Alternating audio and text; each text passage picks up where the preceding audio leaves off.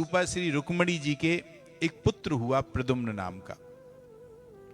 उसको संबासुर नाम के दैत्य ने होते ही हरण कर लिया और समुद्र में फेंक दिया। समुद्र में मछली ने उसको निगल लिया।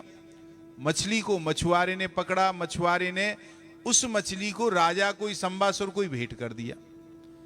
अब संबासुर ने अपने भोजन के लिए उस मछली का उदरवीर्ण किया, उसमें से बालक निकला। अब वह बालक संबासुर के यहीं पलने लगा। प्रद्युम्न जो है काम का अवतार है, काम रूप है हमारा। कामस्तु वासुदेवांशु दग्ध प्राग रुद्र मन्युनः देहोपत्यये भूयस्तमेव प्रत्यपध्यता।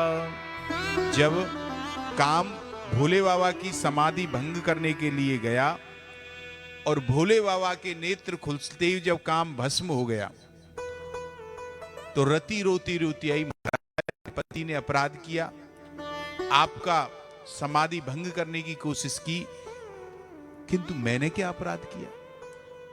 उसे दंड दिया ठीक, लेकिन मैं किस बात का दंड भुगत रही हूं? मैं तो पति वंचिता हो गई, मैंने तो कोई अपराध नहीं किया। तो भोले बाबा ने कहा, देवी चिंता मत करो, तुम्हारा पति द्वापर में कृष्ण का बेटा बन के पैदा होगा।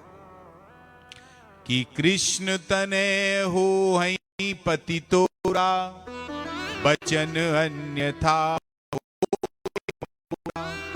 भोले बाबा ने कही, मेरा वचन व्यर्थ नहीं जाएगा, कृष्ण का बेटा बन के तेरा पति उदय होगा।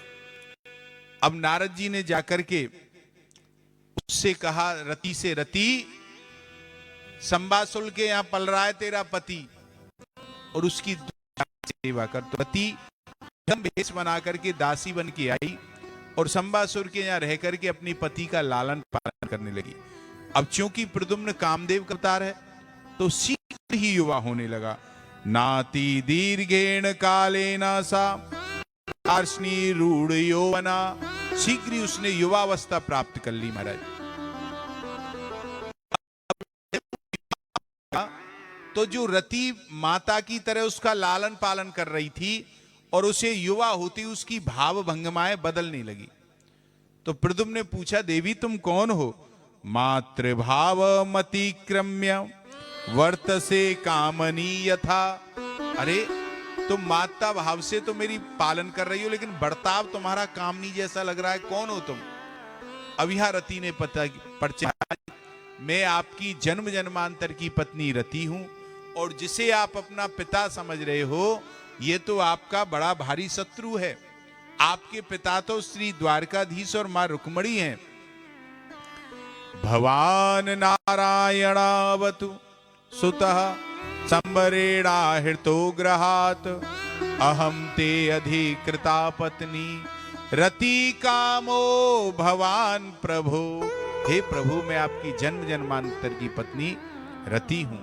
अब प्रद्युम्न ने ये सुना तो जाकर के संबासुर को ललकारा, हे संबासुर, मैं कृष्ण का लाल और तेरा काल।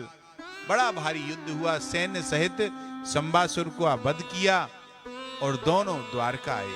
अब जिस माँ का बालक पैदा होते ही गायब हो गया हो और वो मिले बहू के साथ में, तो उसकी तो महाराज खुशी का क्या ठिकाना। नारायण का द्वारकाधीश और रुक्मणी मैया की यहां द्वारकापुरी में उत्सव मनने लगा। उसने, परीक्षित ने पूछा, महाराज